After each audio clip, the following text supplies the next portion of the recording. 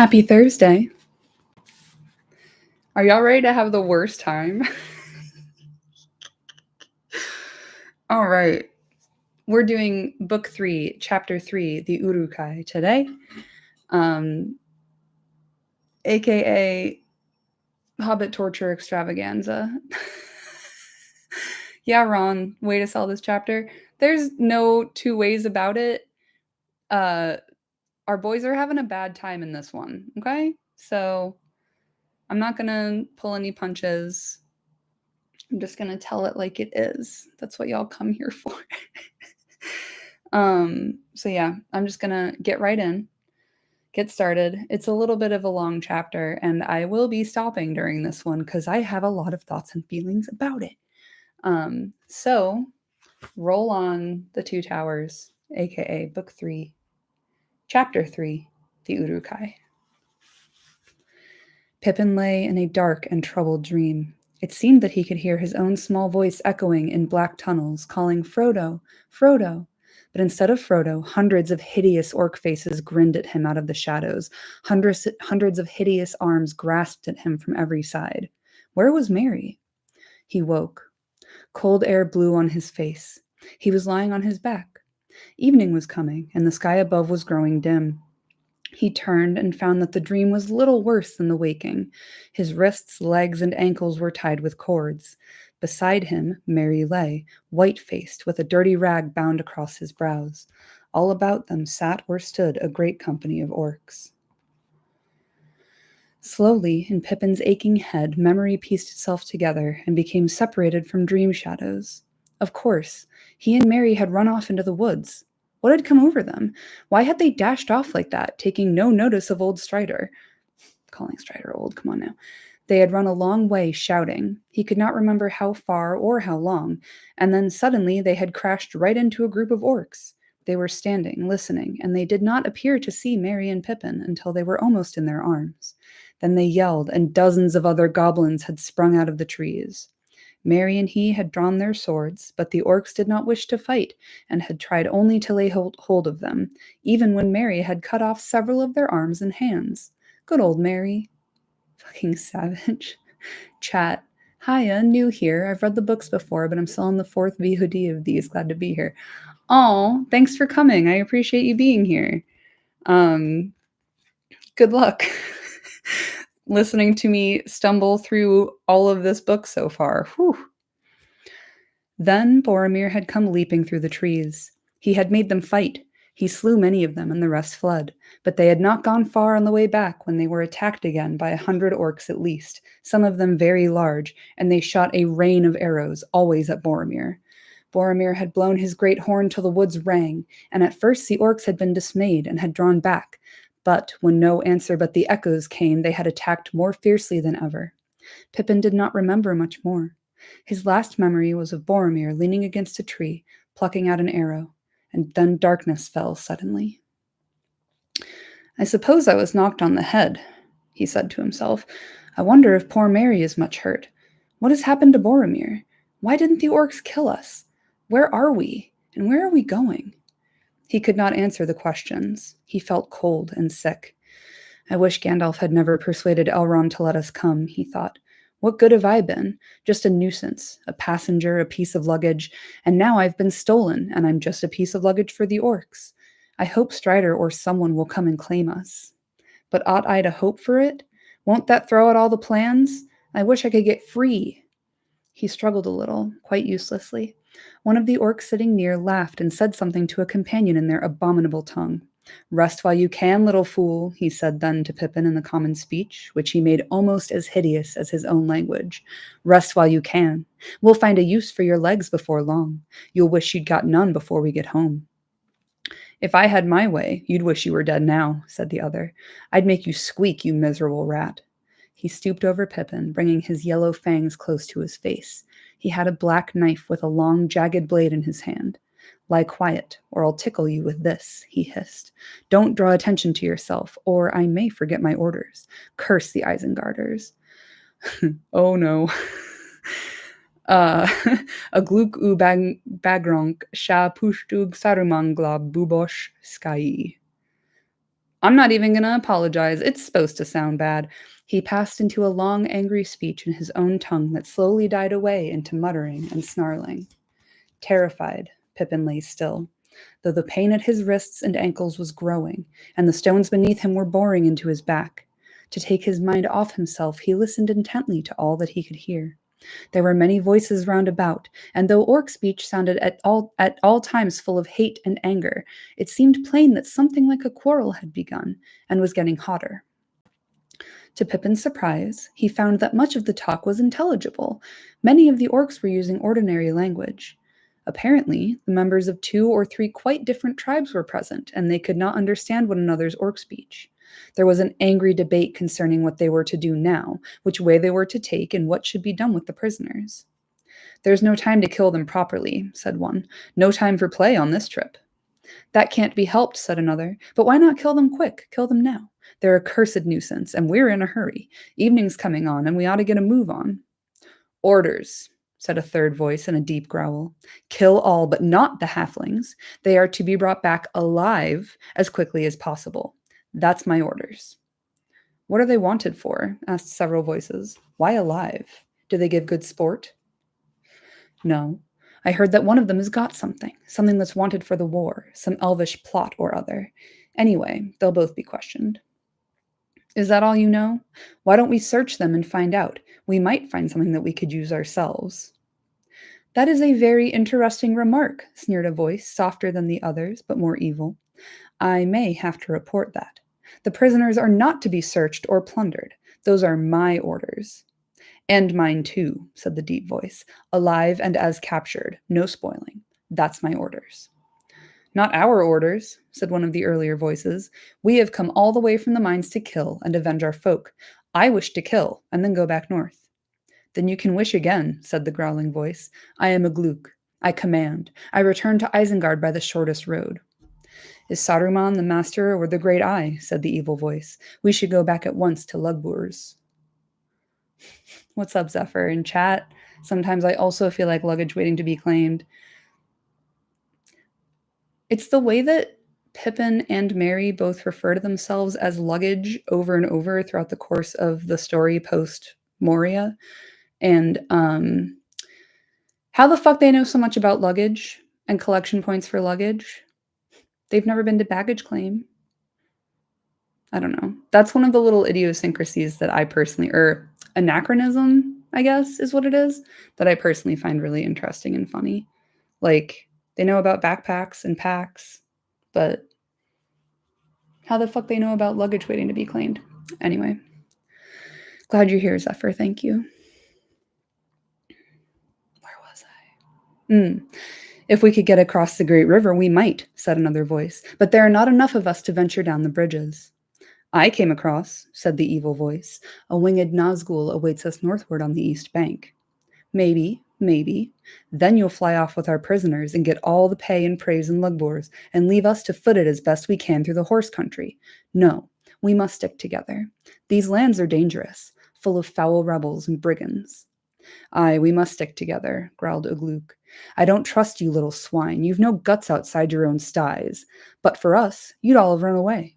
We are the fighting Uruk-Hai. We slew the great warrior. We took the prisoners. We are the servants of Saruman the Wise, the White Hand, the hand that gives us man's flesh to eat. We came out of Isengard and led you here, and we shall lead you back by the way we choose. I am a Gluck. I have spoken. It's giving Little Red Hen. Like, it's a bit much. You have spoken more than enough, Ugluk, sneered the evil voice. I wonder how they would like it in Lugburs. They might think that Ugluk's shoulders need relieving of a swollen head. They might ask where his strange ideas came from. Did they come from Saruman, perhaps? Who does he think he is, setting up on his own with his filthy white badges? They might agree with me, with Grishnak, their trusted messenger. And I, Grishnak, say this. Saruman is a fool, and a dirty, treacherous fool. But the great eye is on him. Swine, is it? How do you folk like being called swine by the muckrakers of a dirty little wizard? It's orc flesh they'll eat, I'll warrant. Many loud yells and orc speech answered him, and the ringing clash of weapons being drawn. Cautiously, Pippin rolled over, hoping to see what would happen. His guards had gone to join in the fray. In the twilight, he saw a large black orc, probably a glook, standing facing Grishnak, a short, crook-legged creature, very broad and with long arms that hung almost to the ground. Round them were many smaller goblins. Pippin supposed that these were the ones from the north. They had drawn their knives and swords, but hesitated to attack a glook. A glook shouted, and a number of other orcs of nearly his own size ran up. Then, suddenly, without warning, a glook sprang forwards, and with 2 swift strokes swept the heads off 2 of his opponents. Grishnak stepped aside and vanished into the shadows. The others gave way, and one stepped backwards and fell over Mary's prostrate form with a curse. Yet, that probably saved his life, for a glook's followers leaped over him and cut down another with their broad-bladed swords. It was the yellow-fanged guard. His body fell right on top of Pippin, still clutching its long, saw-edged knife. Meat's back on the menu, apparently. "Put up your weapons," shouted a glook, "and let's have no more nonsense. We go straight west from here and down the stair. From there, straight to the downs, then along the river to the forest, and we march day and night. That clear?" Now, thought Pippin, if only it takes that ugly fellow a little while to get his troop under control, I've got a chance. A gleam of hope had come to him. The edge of the black knife had snicked his arm and then slid down to his wrist. He felt the blood trickling onto his hand, but he also felt the cold touch of steel against his skin. My boy. The orcs were getting ready to march again, but some of the northerners were still unwilling, and the Isengarders slew 2 more before the rest were cowed. There was much cursing and confusion. For the moment, Pippin was unwatched. His legs were securely bound, but his arms were only tied about the wrists, and his hands were in front of him. He could move them both together, though the bonds were cruelly tight. He pushed the dead orc to one side, then, hardly daring to breathe, he drew the knot of the wrist cord up and down against the blade of the knife. It was sharp, and the dead hand held it fast. The cord was cut. Quickly, Pippin took it in his fingers and knotted it again into a loose bracelet of 2 loops and slipped it over his hands. Then he lay very still. "Chat, Fresh Prince. Happy to see you, dude. Hope all's going well with Babby. Just to point out, oh boy, I'm working on a video all about Pippin right now, and we're really going to be reading this chapter a lot in the next couple months, on my end anyway, because you know how everyone thinks this kid's a fucking dumbass? Turns out he thinks really quickly and is pretty much constantly trying to get him and Mary out of this pickle as soon as they find themselves in it. He's like, oh, there's a cut on my wrist? That means I've got a blade, and that means I can cut my bonds and make a little bracelet so no one notices that I am no longer completely tied up. Like, I love my boy. Okay. "Pick up those prisoners," shouted a glook. "Don't play any tricks with them. If they are not alive when we get back, someone else will die too." An orc seized Pippin like a sack, put its head between his tied hands, grabbed his arms and dragged them down until Pippin's face was crushed against its neck. Then it jolted off with him. Another treated Mary in the same way. The orc's claw-like hand gripped Pippin's arms like iron. The nails bit into him. He shut his eyes and slipped back into evil dreams. Suddenly, he was thrown onto the stony floor again. It was early night, but the slim moon was already falling westward. They were on the edge of a cliff that seemed to look out over a sea of pale mist. There was a sound of water falling nearby. "The scouts have come back at last," said an orc close at hand. "Well, what did you discover?" growled the voice of a glook. "Only a single horseman, and he made off westwards. All's clear now." "Now, I dare say. But how long, you fools? You should have shot him. He'll raise the alarm. The cursed horse breeders will hear of us by morning. Now we'll have to leg it double quick." A shadow bent over Pippin. It was a glook. "Sit up," said the orc. "My lads are tired of lugging you about. We've got to climb down, and you must use your legs. Be helpful now. No crying out, no trying to escape. We have ways of paying for tricks that you won't like, though they won't spoil your usefulness for the master." He cut the thongs around Pippin's legs and ankles, picked him up by his hair, and stood him on his feet. Pippin fell down, and a glook dragged him up by his hair again. Several orcs laughed. A glook thrust a flask between his teeth and poured some burning liquid down his throat. He felt a hot, fierce glow flow through him. The pain in his legs and ankles vanished. He could stand. in chat. Thank you. I appreciate it. I really enjoyed making that video about Mary, even though those two videos are just one long preamble to enable me to spend as much fucking time as I want to on Pippin the Poggers. Because I don't know if y'all are ready, but I am. Now for the other, said Agluke. Pippin saw him go to Mary, who was lying close by, and kick him. Mary groaned. Seizing him roughly, Agluke pulled him into a sitting position and tore the bandage off his head. Then he smeared the wound with some dark stuff out of a small wooden box. Mary cried out and struggled wildly. The orcs clapped and hooted. Can't take his medicine, they jeered. Don't know what's good for him. Ha ha, we shall have some fun later. But at the moment, Agluke was not engaged in sport. He needed speed and had to humor unwilling followers.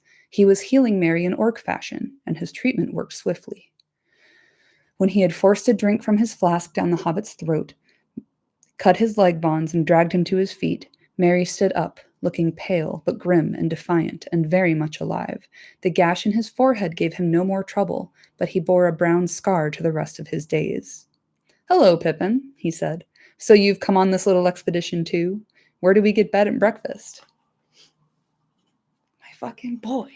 Unflappable. Unflappable. Like, he's just been, like, awoken unpleasantly from being, I think, essentially knocked out. He's got a huge head injury. He's got some horrible liquor forced down his throat and some gross, excuse me, oh my God, some gross shit smeared on his head. And then he gets dragged up by his hair, which, by the way, has anyone ever tried to pick you up by your hair before? Shit sucks. Ugh. Wouldn't wish it on my worst enemy, let alone my two favorite boys. And then he stands up and he's like, oh, hey, bud. You on this little trip too? Where we get bed and breakfast from, huh? Like, I love him. Unflappable. My pronouns? She, her. Thank you for asking. All right. Onward. Now then, said Agluke, none of that. Hold your tongues. No talk to one another. Any trouble will be reported at the other end, and he'll know how to pay you. You'll get bed and breakfast all right, more than you can stomach. Yeah, all our homies hate Agluke. He's the worst. Fuck that guy. The orc band began to descend a narrow ravine leading down into the misty plain below. Merry and Pippin, separated by a dozen orcs or more, climbed down with them. At the bottom, they stepped onto grass, and the hearts of the hobbits rose. It doesn't take much. It doesn't take much. Simple pleasure of touching grass. Love 'em. Now, straight on, shouted Agluke, west and a little north. Follow Lugdush. Cool name. But what are we going to do at sunrise? Asked some of the northerners. Go on running, said Agluke. What do you think? Sit on the grass and wait for the whiteskins to join the picnic? But we can't run in the sunlight. You'll run with me behind you, said Agluke. Run, or you'll never see your beloved holes again. By the white hand, what's the use of sending out mountain maggots on a trip only half trained? Run, curse you, run while night lasts. Then the whole company began to run with the long, loping strides of orcs. They kept no order, thrusting, jostling, and cursing, yet their speed was very great. Each hobbit had a guard of 3. Pippin was far back in the line. He wondered how long he'd be able to go on at this pace. He'd had no food since the morning. One of his guards had a whip, but at present the orc liquor was still hot in him. His wits, too, were wide awake. Yo, what up? Everyone's here today. I love it. Thank y'all for joining me. Every now and again, there came into his mind unbidden a vision of the keen face of Strider bending over a dark trail and running behind. But what could even a ranger see except a confused trail of orc feet? His own little prince and Mary's were overwhelmed by the trampling of the iron-shod shoes before them and behind them and about them. They had gone only a mile or so from the cliff when the land sloped down into a wide, shallow depression where the ground was soft and wet. Mist lay there, pale glimmering in the last rays of the sickle moon. The dark shapes of the orcs in front grew dim, and then were swallowed up. Aye, steady now, shouted Agluke. I'm really trying to say his name correctly. I say it in my head as Agluck, which is wrong, so I gotta say it like Augustus Gloop. I looked up how to pronounce these letters and names earlier today, guys. I'm really trying. A sudden thought leaped into Pippin's mind, and he acted on it at once. Impulsive, he swerved aside to the right and dived out of the reach of his clutching guard, head first into the mist. He landed sprawling on the grass.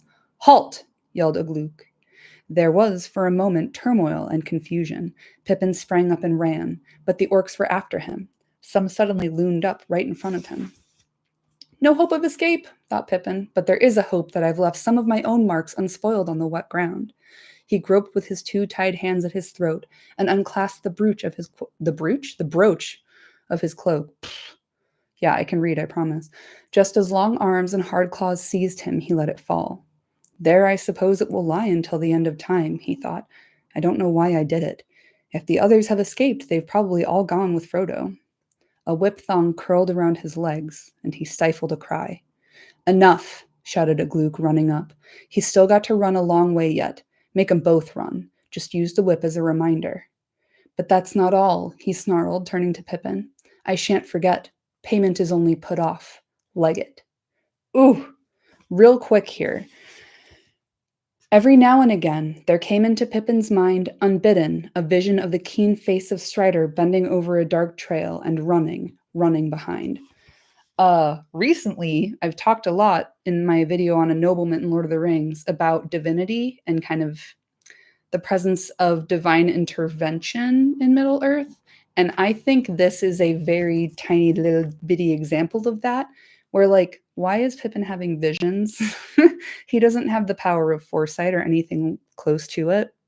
He doesn't have any kind of magic, but he keeps getting kind of like visions of Strider, like tracking them, and he's trying to create a trail for him to find. Like, again, my dude is not a few crayons short of a box.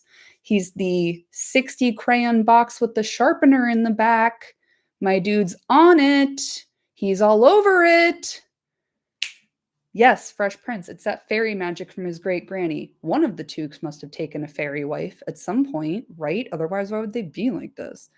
But yeah, I see that little tiny bit of like the vision that Pippin has of Strider following them and tracking them as a version or like a distilled kind of concept of that divine intervention that we know exists in Middle Earth. And yeah, Gandalf is a Maya of dreams, pity, sorrow, hope without guarantees. Yeah. And Gandalf basically hand selected each of these hobbits to go along. So it is not surprising to me or any of us, I don't think, that Pippin gets to benefit from Gandalf's A, teachings, and B, overall vibe. Anyway, I just think that's interesting. And again, just further evidence that my boy is actually smart and capable and doing his absolute best at all times. Thank you so much. Neither Pippin nor Merry remembered much of the later part of the journey. Evil dreams and evil waking were blended into a long tunnel of misery, with hope growing ever fainter behind. They ran, striving to keep up the pace set by the orcs, licked every now and again with a cruel thong cunningly handled. If they halted or stumbled, they were seized and dragged for some distance. I just want to highlight how my boys are getting the shit beat out of them. They're getting whipped, they're having to run for ages, and they're getting fucking dragged along the ground. Like, the way it goes down in the movie is awful, but I think this is so much fucking worse. Like, this is probably the worst day either of them have ever had in their little lives. Ugh. Makes me so sad. The warmth of the orc draught had gone. Pippin felt cold and sick again. I don't blame you. Suddenly, he fell face downward on the turf. Hard hands with rending nails gripped and lifted him. He was carried like a sack once more, and darkness grew about him. Whether the darkness of another night or a blindness of his eyes, he could not tell. Dimly, he became aware of voices clamoring. It seemed that many of the orcs were demanding a halt. Ugluk was shouting. He felt himself flung to the ground, and he lay as he fell till black dreams took him. But he did not long escape from pain. Soon the iron grip of merciless hands was on him again. For a long time he was tossed and shaken, and then slowly the darkness gave way, and he came back to the waking world and found that it was morning.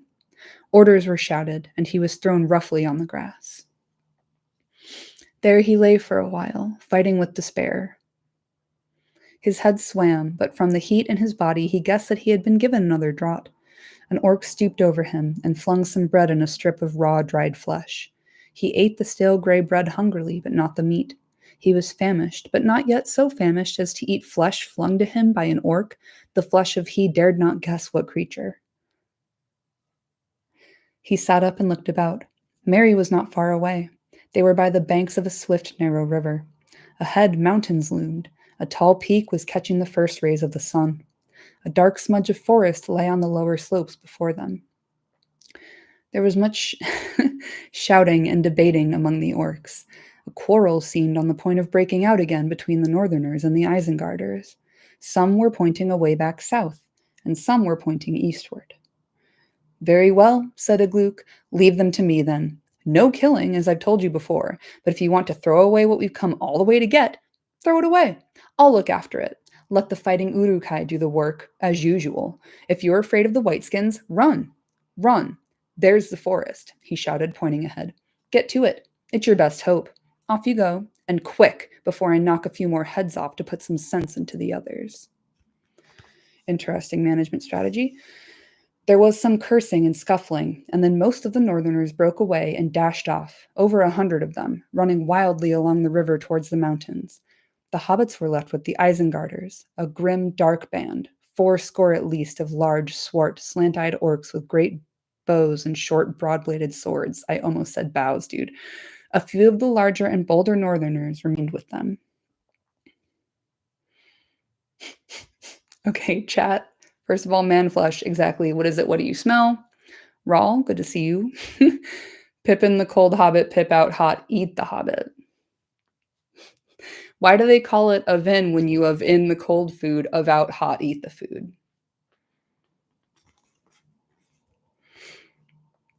Now we'll deal with Grishnak, said Ugluk, but some even of his own followers were looking uneasily southwards. I know, growled Ugluk. The cursed horse boys have got wind of us. But that's all your fault, Snaga. You and the other scouts ought to have your ears cut off. You ought to have cut your ears off, huh?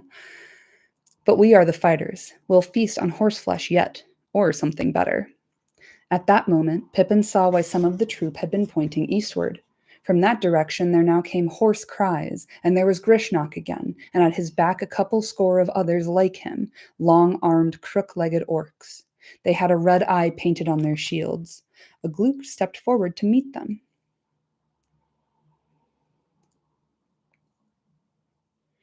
Zephyr in chat, really good point. Olorin was the Mire of the Vala of Dreams. Irmo, he learned a lot from Nienna, who's the Vala of Pity and Mercy, and healing weeping, but his main power is in dreams and visions. Makes perfect sense.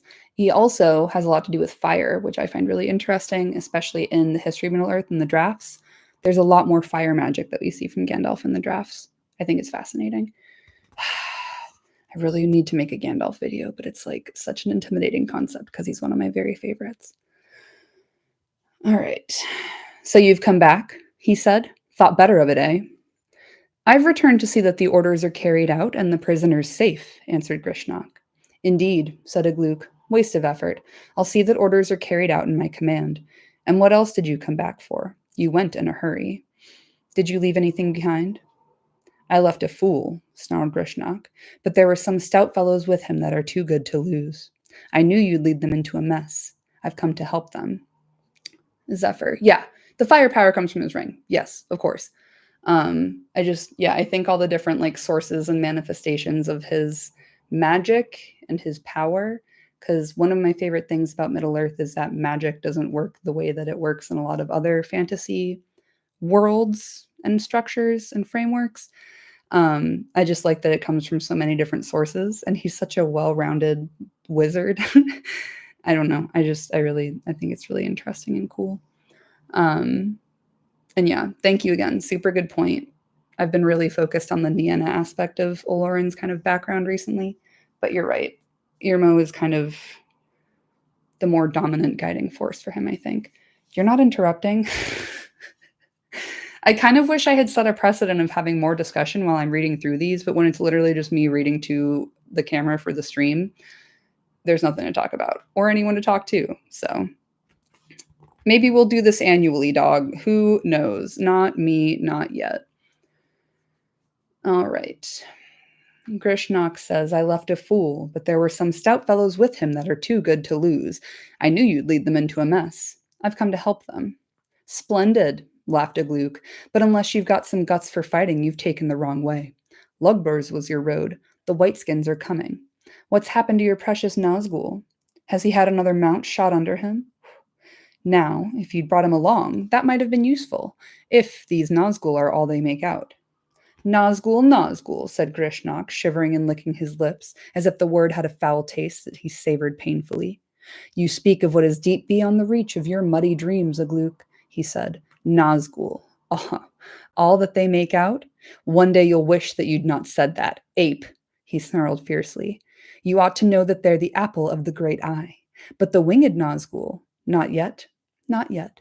He won't let them show themselves across the great river yet. Not too soon. They're for the war and other purposes. You seem to know a lot, said Agluke. More than is good for you, I guess. Perhaps those in Lugburs might wonder how and why. But in the meantime, the Uruk-Hai of Isengard can do the dirty work, as usual. Don't stand slavering there. Get your rabble together. The other swine are legging it to the forest, and you'd better follow. You wouldn't get back to the great river alive. Right off the mark. Now, I'll be on your heels. Boop. The Isengarders seized Merry and Pippin again and slung them on their backs. Then the troop started off. Hour after hour they ran, pausing now and again only to sling the hobbits to fresh carriers, either because they were quicker and hardier, or because of some plan of Grishnak's. The Isengarders gradually passed through the orcs of Mordor, and Grishnak's folk closed in behind. Soon they were gaining also on the northerners ahead. The forest began to draw nearer. Pippin was bruised and torn. His aching head was grated by the filthy jowl and hairy ear of the orc that held him. Immediately in front were bowed backs and tough, thick legs going up and down, unresting, as if they were made of wire and horn, beating out the nightmare seconds of an endless time. Hotter than the sun. Fucking hot flame prose, dude. Fuck. The nightmare seconds of an endless time. Get out of here. Quality. Mwah. In the afternoon, Agluke's troop overtook the northerners. They were flagging in the rays of the bright sun, winter sun shining in a pale, cool sky though it was. Their heads were down and their tongues lolling out. Like dogs. Kind of cute. Maggots, jeered the Isengarders. You're cooked. The Whiteskins will catch you and eat you. They're coming. A cry from Grishnak showed that this was not mere jest. Horsemen, riding very swiftly, had indeed been sighted, still far behind, but gaining on the orcs, gaining on them like a tide over the flats on folk straying in a quicksand. The Isengarders began to run with a redoubled pace that astonished Pippin, a terrific spurt it seemed for the end of a race. Then he saw that the sun was sinking, falling behind the misty mountains. Shadows reached over the land. The soldiers of Mordor lifted their heads and also began to put on speed. The forest was dark and close. Already they had passed a few outlying trees. The land was beginning to slope upwards, ever more steeply, but the orcs did not halt. Both Ugluk and Grishnak shouted, spurring them on to a last effort. Hang on a sec, sorry.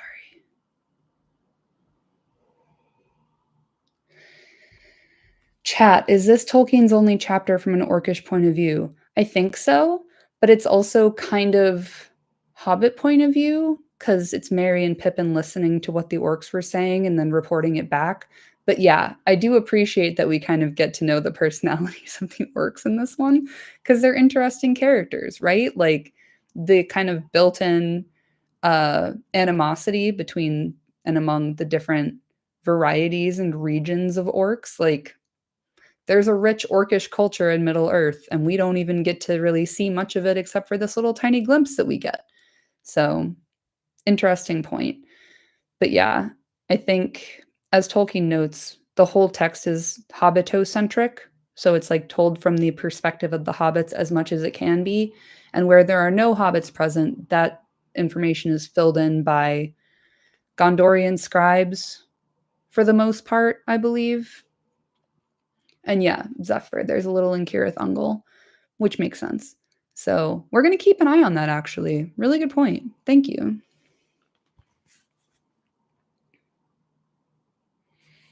All right. They will make it yet. They will escape, thought Pippin, and then he managed to twist his neck so as to glance back with one eye over his shoulder. He saw that riders away eastward were already level with the orcs, galloping over the plain. The sunset gilded their spears and helmets and glinted in their pale flowing hair. They were hemming the orcs in, preventing them from scattering, and driving them along the line of the river. He wondered very much what kind of folk they were. He wished now that he had learned more in Rivendell and looked more at maps and things. But in those days, the plans for the journey seemed to be in more competent hands, and he had never reckoned with being cut off from Gandalf, or from Strider, and even from Frodo. All that he could remember about Rohan was that Gandalf's horse, Shadowfax, had come from that land. That sounded hopeful, as far as it went. But how will they know that we're not orcs? He thought. I don't suppose they've ever heard of hobbits down here. I suppose I ought to be glad that the beastly orcs look like being destroyed, but I would rather be saved myself. The chances were that he and Merry would be killed together with their captors before ever the men of Rohan were aware of them. A few of the riders appeared to be bowmen, skilled at shooting from a running horse. Riding swiftly into range, they shot arrows at the orcs that straggled behind, and several of them fell. Then the riders wheeled away out of the range of the answering bows of their enemies, who shot wildly, not daring to halt. This happened many times, and on one occasion arrows fell among the Isengarders. One of them, just in front of Pippin, stumbled and did not get up again. I need to come back to this chapter and chat about it later. Or this passage, rather. I'm in the chapter. Night came down without the riders closing in for battle. Many orcs had fallen, but fully 200 remained. In the early darkness, the orcs came to a hillock. The eaves of the forest were very near, probably no more than 3 furlongs away, but they could go no further. The horsemen had encircled them. A small band disobeyed Agluk's command and ran on towards the forest. Only 3 returned. Well, here we are, sneered Grishnak. Fine leadership. I hope the great Agluk will lead us out again. Put those halflings down, ordered Agluk, taking no notice of Grishnak. You, Lugdash, get 2 others and stand guard over them. They're not to be killed unless the filthy whiteskins break through. Understand? As long as I'm alive, I want 'em. But they're not to cry out, and they're not to be rescued. Bind their legs. The last part of the order was carried out mercilessly. But Pippin found that for the first time he was close to Merry. The orcs were making a great deal of noise, shouting and clashing their weapons, and the hobbits managed to whisper together for a while. I don't think much of this, said Merry. I feel nearly done in. Don't think I could crawl away far, even if I was free. Lembas, whispered Pippin. Lembas, I've got some. Have you? I don't think they've taken anything but our swords. Yes, I had a packet in my pocket, answered Merry, but it must be battered to crumbs. Anyway, I can't put my mouth in my pocket. You won't have to. But just then, a savage kick warned Pippin that the noise had died down, and the guards were watchful. The night was cold and still. All round the knoll on which the orcs were gathered, little watchfires sprang up, golden red in the darkness, a complete ring of them. They were within a long bow shot, but the riders did not show themselves against the light, and the orcs wasted many arrows shooting at the fires until Agluk stopped them. The riders made no sound. Later in the night, when the moon came out of the mist, then occasionally they could be seen, shadowy shapes that glinted now again in the white light as they moved in ceaseless patrol. They'll wait for the sun, curse them, growled one of the guards. Why don't we get together and charge through? What's old Agluk think he's doing, I should like to know. I dare say you would, snarled Agluk, stepping up from behind. Meaning I don't think at all, eh? Curse you. You're as bad as the other rabble, the maggots and the apes of Lugbors. No good trying to charge with them. They'd just squeal and bolt, and there are more than enough of these filthy horse boys to mop up our lot on the flat. I love filthy horse boys, I'm going to be honest. There's only one thing these maggots can do. They can see like gimlets in the dark. But these whiteskins have better night eyes than most men, from all I've heard. And don't forget their horses. They can see the night breeze, or so it's said. Still, there's one thing the fine fellows don't know. Marhur and his lads are in the forest, and they should turn up any time now.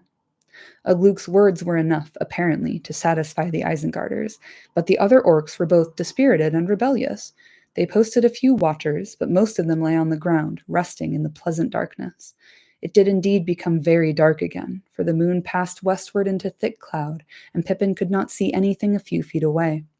The fires brought no light to the hillock. The riders were not, however, content merely to wait for the dawn and let their enemies rest. A sudden outcry on the east side of the knoll showed that something was wrong.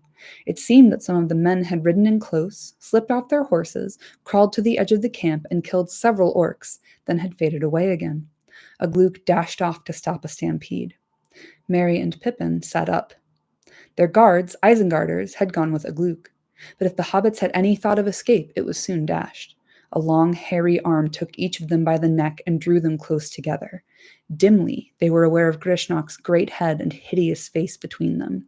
His foul breath was on their cheeks. He began to paw them and feel them. Pippin shuddered as hard, cold fingers groped down his back. The worst.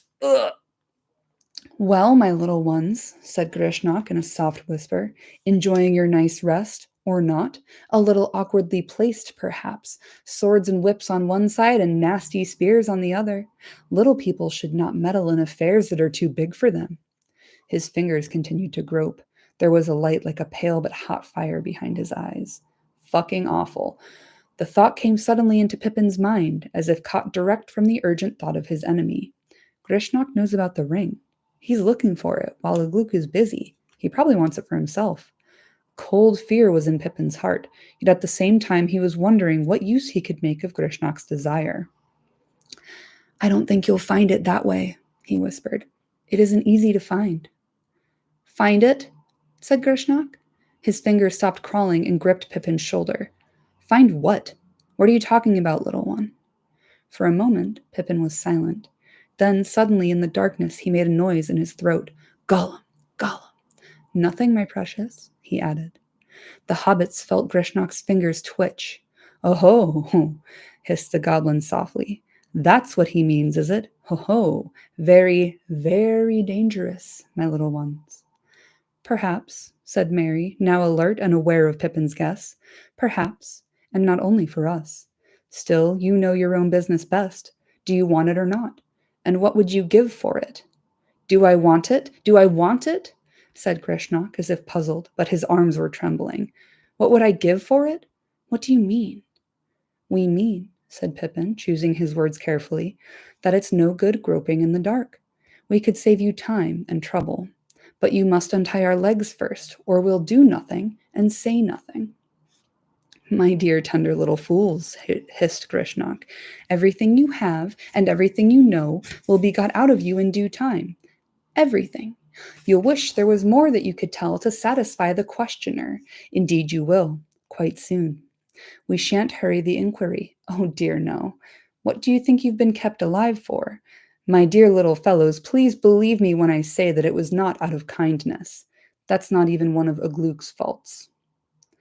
I find it quite easy to believe, said Merry, but you haven't got your prey home just yet, and it doesn't seem to be going your way, whatever happens. If we come to Isengard, it won't be the great Grishnok that benefits. Saruman will take all that he can find. If you want anything for yourself, now's the time to do a deal. Grishnok began to lose his temper. The name of Saruman seemed specially to enrage him. Time was passing, and the disturbance was dying down. Agluk or the Isengarders might return at any minute. Have you got it, either of you? He snarled. Gollum, Gollum, said Pippin. Untie our legs, said Merry. They felt the orc's arms trembling violently. Curse you, you filthy little vermin, he hissed. Untie your legs? I'll untie every string in your bodies.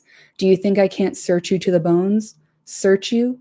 I'll cut you both to quivering shreds. I don't need the help of your legs to get you away and have you all to myself.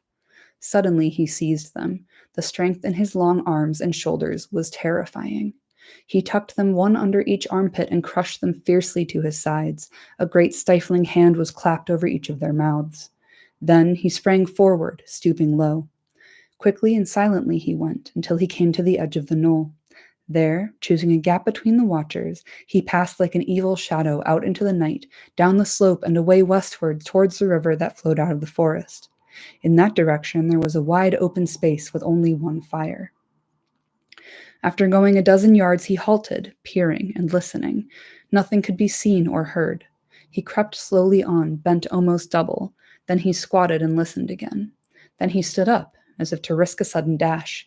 At that very moment, the dark form of a rider loomed up right in front of him. A horse snorted and reared. A man called out. Grishnak flung himself on the ground flat, dragging the hobbits under him. Then he drew his sword. No doubt he meant to kill his captives rather than allow them to escape or to be rescued. But it was his undoing. The sword rang faintly and glinted a little in the light of the fire away to his left. An arrow came whistling out of the gloom. It was aimed with skill, or guided by fate, and it pierced his right hand. He dropped the sword and shrieked. There was a quick beat of hoofs, and even as Grishnak leaped up and ran, he was ridden down and a spear passed through him. He gave a hideous, shivering cry and lay still. The hobbits remained flat on the ground, as Grishnak had left them. Another horseman came riding swiftly to his comrade's aid. Whether because of some special keenness of sight or because of some other sense, the horse lifted and sprang lightly over them, but its rider did not see them, lying covered in their elven cloaks, too crushed for the moment and too afraid to move. It's the worst shit. It's just the worst. It's the worst shit. I do kind of see Merry and Pippin's time with the Uruk-Hai as a warm-up for how bad shit gets for Frodo and Sam later. But, like, pretending to have the ring, what a dangerous ploy that is. Like, imitating Gollum. There's a lot in that passage. We're not done with the chapter yet, but there's a lot in that passage where it's like, these boys are clued the fuck in, actually, it turns out. Like, they must know that Gollum was in Mordor, and that's how the Nazgul got the information that they did. And it makes sense that Grishnak, a goblin of Mordor, would also be there, or an orc of Mordor. I honestly don't know which one he is. I think he's an orc. Whatever, it doesn't matter. So they must know about all that, which means they've been listening and paying attention, and they're better equipped to handle the situation in the text than they ever are in the fucking book. And even Pippin is like, I really wish I'd looked at some maps or like literally anything. Like, I have no fucking idea where I am. I don't know who these people are who are riding around on horses. Really wish I would have paid attention in class. Boy, was I a fool in school for cutting gin. But yeah, just really awful stuff, bud. Really shitty time for these boys. We're nearly done. At last, Mary stirred and whispered softly, So far so good, but how are we to avoid being spitted? The answer came almost immediately. The cries of Grishnak had roused the orcs. From the yells and screeches that came from the knoll, the hobbits guessed that their disappearance had been discovered. A Glook was probably knocking off a few more heads. Then, suddenly, the answering cries of orc voices came from the right, outside the circle of watchfires, from the direction of the forest and the mountains. Malheur had apparently arrived and was attacking the besiegers. Besiegers? Besiegers? Besiegers. There was the sound of galloping horses. Excuse me. The riders were drawing in their ring close round the knoll, risking the orc arrows so as to prevent any sortie, while a company rode off to deal with the newcomers. Suddenly, Merry and Pippin realized that without moving, they were now outside the circle. There was nothing between them and escape. Now, said Merry, if only we had our legs and hands free, we might get away. But I can't touch the knots, and I can't bite them. No need to try, said Pippin. I was going to tell you. I've managed to free my hands. These loops are only left for show. You'd better have a bit of lembas first. He slipped the cords off his wrists and fished out a packet.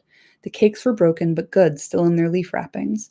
The hobbits each ate the hobbits each ate 2 or 3 pieces. The taste brought back to them the memory of fair faces and laughter and wholesome food and quiet days now far away. For a while they ate thoughtfully, sitting in the dark, heedless of the cries and sounds of battle nearby. Pippin was the first to come back to the present. We must be off, he said. Half a moment. I love him. I love him. I just love him. Sorry. Krishnak's sword was lying close at hand, but it was too heavy and clumsy for him to use, so he crawled forward, and finding the body of the goblin, he drew from its sheath a long, sharp knife. With this, he quickly cut their bonds. Like, oh, we gotta go, but like, just give me 2 seconds to do this essential thing that I have to do. The way that hobbits talk is so fucking delightful and funny to me. It literally never gets old. It never gets old. Ever. Now for it, he said. When we've warmed up a bit, perhaps we shall be able to stand again and walk. But in any case, we'd better start by crawling. They crawled. The turf was deep and yielding, and that helped them, but it seemed a long, slow business. They gave the watchfire a wide berth and wormed their way forward bit by bit until they came to the edge of the river, gurgling away in the black shadows under its deep banks. Then they looked back. The sounds had died away. Evidently, Marhur and his lads had been killed or driven off. The riders had returned to their silent, ominous vigil. It would not last very much longer. Already the night was old. In the east, which had remained unclouded, the sky was beginning to grow pale. "We must get under cover," said Pippin, "or we shall be seen. It will not be any comfort to us if these riders discover that we are not orcs after we are dead." He got up and stamped his feet. "Those cords have cut me like wires, but my feet are getting warm again. I could stagger on now. What about you, Mary?" Mary got up. "Yes," he said, "I can manage it. Lembas does put heart into you. A more wholesome sort of feeling, too, than the heat of that orc draught. I wonder what it was made of. Better not to know, I expect. Let's get a drink of water and wash away the thought of it." "Not here. The banks are too steep," said Pippin. "Forward now." They turned and walked side by side slowly along the line of the river. Behind them, the light grew in the east. As they walked, they compared notes, talking lightly in hobbit fashion of the things that had happened since their capture. No listener would have guessed from their words that they had suffered cruelly and been in dire peril, going without hope towards torment and death, or that even now, as they knew well, they had little chance of ever finding friend or safety again. Again, unflappable. Unflappable. "You seem to have been doing well, Master Tuke," said Mary. "You will get almost a chapter in Bilbo's book if ever I get a chance to report to him. Good work, especially guessing that hairy villain's little game and playing up to him. But I wonder if anyone will ever pick up your trail and find that brooch. I should hate to lose mine, but I'm afraid yours is gone for good. I shall have to brush up my toes if I'm to get level with you. Indeed, Cousin Brandybuck is going in front now. This is where he comes in. I don't suppose you have much notion where we are, but I spent my time in Rivendell rather better. We are walking west along the Entwash. The butt end of the Misty Mountains is in front, and Fangorn Forest." Even as he spoke, the dark edge of the forest loomed up straight before them. Night seemed to have taken refuge under its great trees, creeping away from the coming dawn. "Lead on, Lead on, Master Brandybuck," said Pippin, "or lead back. We have been warned against Fangorn, but one so knowing will not have forgotten that." "I have not," answered Mary, "but the forest seems better to me all the same than turning back into the middle of a battle." He led the way in under the huge branches of the trees. Old beyond guessing, they seemed. Great trailing beards of lichen hung from them, blowing and swaying in the breeze. Out of the shadows, the hobbits peeped, gazing back down the slope. Little furtive figures that in the dim light looked like elf children in the deeps of time, peering out of the wild wood in wonder at their first dawn. Far over the great river and the brown lands, leagues upon gray leagues away, the dawn came, red as flame. Loud rang the hunting horns to greet it. The riders of Rohan sprang suddenly to life. Horn answered horn again. Merry and Pippin heard, clear in the cold air, the neighing of war horses and the sudden singing of many men. The sun's limb was lifted, an arc of fire above the margin of the world. Then with a great cry the riders charged from the east. The red light gleamed on mail and spear. The orcs yelled and shot all the arrows that remained to them. The hobbits saw several horsemen fall, but their line held on up the hill and over it, and wheeled round and changed and charged again. Oh my god, I'm really fucking this up. The hobbits saw several horsemen fall, but their line held on up the hill and over it, and wheeled round and charged again. Most of the raiders that were left alive then broke and fled, this way and that, pursued one by one to the death. But one band, holding together in a black wedge, drove forward resolutely in the direction of the forest. Straight up the slope they charged toward the watchers. Now they were drawing near, and it seemed certain they would escape. They had already hewn down 3 riders that barred their way. "We've watched too long," said Mary. "There's a Gluck. I don't want to meet him again." The hobbits turned and fled deep into the shadows of the wood. So it was that they did not see the last stand when a Gluck was overtaken and brought to bay at the very edge of Fangorn. There he was slain at last by Eomer, the 3rd Marshal of the Mark, who dismounted and fought him sword to sword. And over the wide fields the keen-eyed riders hunted down the few orcs that had escaped and still had strength to fly. Then, when they had laid their fallen comrades in a mound and had sung their praises, the riders made a great fire and scattered the ashes of their enemies. So ended the raid, and no news of it came ever back to either Mordor or to Isengard, but the smoke of the burning rose high to heaven and was seen by many watchful eyes. And that's the end of the chapter. Before I forget, there's that one bit where Pippin's like, I don't know where the fuck I am. Maybe I should have looked at a map. The only thing I know about Rohan is that Gandalf got his horse from there. And even the invocation of Gandalf, who at this point, Pippin is pretty sure he's never going to see his friend the wizard ever again. Even the invocation of the memory of Gandalf stealing a horse from Rohan puts a little glimmer of hope into Pippin's heart. And I fucking love that, man. Like, to go back to our brief chat with Zephyr in chat about Aloran / Gandalf, which is his kind of earthly name, Aloran the Maya. He is a student of several Vala, including Nienna and also Irmo, who, their provenance is, Nienna is pity, hope, healing tears, and Irmo is dreams, and I think provenance. So all of that kind of wraps together for me in this particular chapter, again, with Pippin getting to see a vision of Aragorn tracking them, which gives him hope and also causes him to run off trail, drop his brooch, and then get recaptured and fucking whipped to shit. And then, I don't know, just the memory of Gandalf and thinking about him puts hope in his heart. I just think it's really nice. And then also when they finally do escape and untie themselves, they just sit there having a snack for a little while. God. You could never make me hate them. You could never make me hate them. They're perfect in every way. Their little chat when they're walking in the forest and Mary's like, you seem to have been doing well. They're totting up points on a scoreboard and Pippin's finally got some points on the board. I fucking love it. And Mary's like, well, I'm about to slam dunk on you because guess who did look at some maps? This guy. I just love it.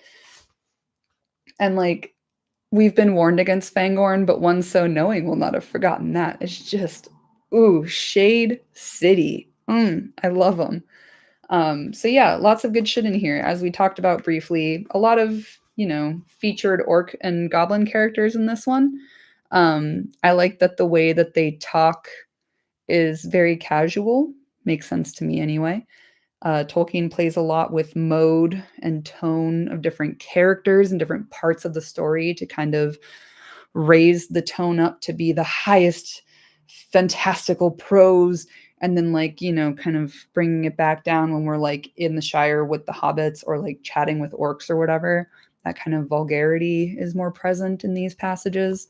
I find it lovely and interesting, and just a testament to how well crafted this text is. Tolkien really did one with this. I swear to God, man. Let's see. There's another little phrasing. I don't think I'll be able to find it.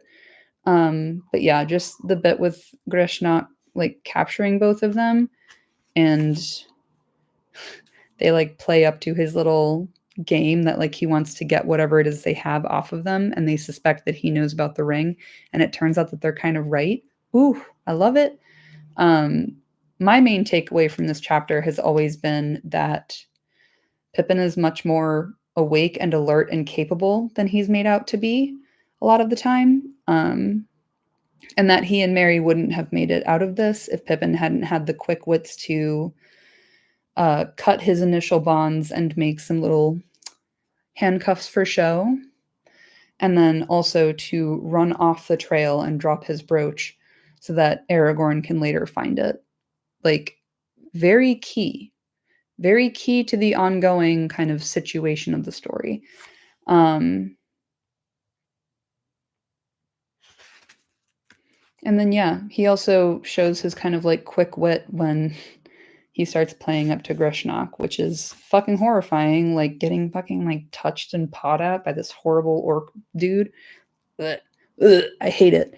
But it's really effectively written and it's really fucking horrifying. And that's what this chapter is all about, is a touch of horror, a touch of terror, to kind of help shed some light on a few different things, one of which to me is very important, and that's how unfucking flappable hobbits are and how it's like really hard to daunt them. Like Merry and Pippin both stand up to the orcs over and over in this chapter and like don't really take any shit. It's unfortunate that they're little so they can get thrown around. But Merry being like, "Oh, you've come on this little expedition too? Where do we get bed and breakfast?" Like, I just, oh, that's such like a perfect little encapsulation of how hobbits be at all times. Yeah, there's a lot in here. I am gonna probably pull up this chapter in the Pippin video that I'm working on, because there's a lot about my boy in here, both of my boys. But Pippin really kind of starts to come into his own in this chapter, and it only improves from here for him. So I'm looking forward to continuing to read. Oh my god, next week is Treebeard. Oh shit. Y'all get to hear my Treebeard voice next week, and it's a really long chapter. So I'll leave a lot of time for us to get through that one. It's like 33 pages or something. One of my absolute faves, to the point I've already made a video reading most of it. But we'll do the whole thing completionist style next week, and I can't wait. So, hey, thank you guys for showing up and hanging out with me. I really appreciate it. I love when y'all are in chat. Does anyone know what the little purple thing with the crown means? I don't know what that means. I don't know shit about YouTube. I need to like learn some stuff. Someone help your elder millennial friend and explain some shit to me. But yeah, it is. Thank you for coming. Appreciate y'all so much. I'll see you next week, hopefully, for Treebeard. And yeah, I'll figure out what these little purple crown things mean. They're cute. Y'all get some flair. And yeah, that's all I got for today, I think. I always turn this off and then think of like 5 more things I wanted to say, but such is the way of things. If I were teaching a course, the bell would be ringing right now and everyone would be running out of my classroom. And so I must as well. So I hope y'all have a good day, afternoon, evening, wherever you're at in the world. And I will see you next week for Treebeard time. Can't fucking wait, bud. See you then. Be good, but not too good. Bye.